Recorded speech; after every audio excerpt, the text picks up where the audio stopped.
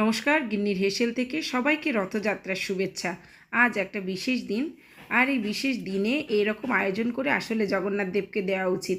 কিন্তু আমরা যেহেতু শহরের বাড়িতে থাকি, তাই সবসময় মনের ইচ্ছা থাকলেও ঠাকুরকে রান্না করা প্রসাদ দেওয়ার সাহস হয় না, কারণ ওরকম আচার অনুষ্ঠান মেনে তো আমি করতে পারি না।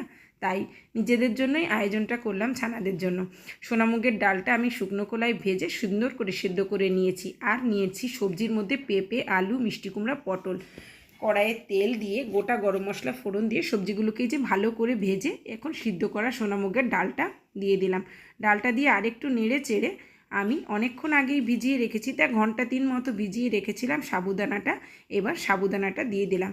আসলে সাবুদানার খিচুড়িটা কিন্তু খুবই মজা লাগে খেতে।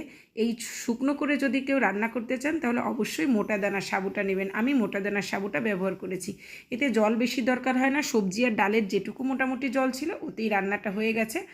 এইবার দিয়ে দিলাম হলো শুকনো খোলায় ভাজা জিরা, গরম মশলা আর ধনিয়ার পেস্ট গুঁড়াটা দিয়ে দিলাম, একটু চিনি আর একটু ঘি।